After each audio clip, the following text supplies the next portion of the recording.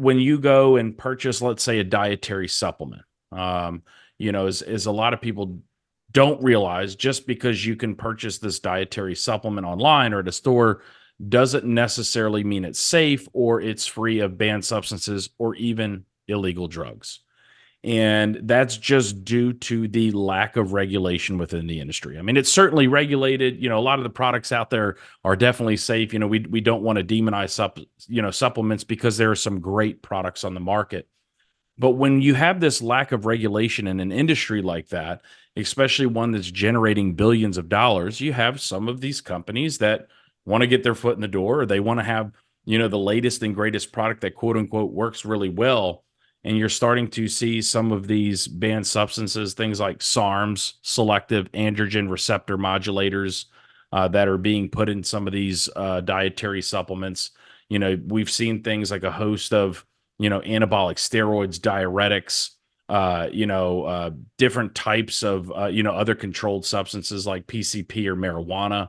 Wow. One of the interesting ones on the stimulant side, and I always like to share with young people, kind of dates me, but playing baseball in the early 2000s, ephedra was a legal substance to put in dietary supplements. You remember that was kind of like the OG of the pre-workout back then. Yeah. If you were trying to lose weight, you were getting on a supplement that had ephedra in it.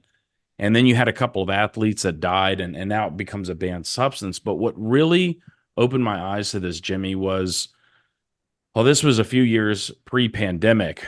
And there was a product that almost went viral, if you will. And the first time I saw it was in a middle school, and a middle school student, an eighth grader, brought it up after a program and said, "Man, my parents bought me this pre-workout, and it works great." And you're just asking yourself, like, that's a pretty high risk product, like right, like a sexual enhancement drug or a bodybuilding supplement. These sorts of things are what we call high risk.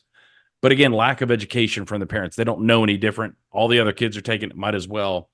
And then it was a bunch of high school kids that were taking the same pre-workout. And it wasn't until I finished up this 2-week tour that I was on, if you will, and a Division I athlete approached me and said, "Hey, we got a couple of our folks that are, athletes that are taking this pre-workout. It's new, it's popular.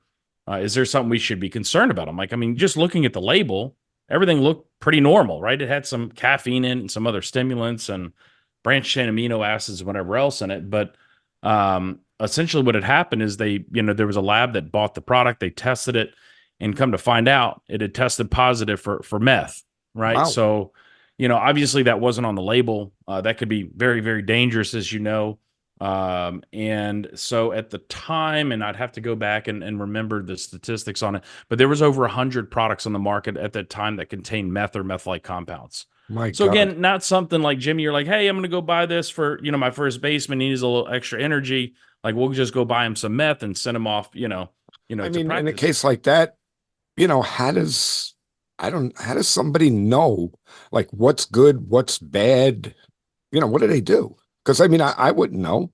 Yeah, so the best recommendation is number one, always before you consume any sort of dietary supplement, is to sit down with a family physician, look at the, any sort of drugs or vitamins you already might be taking.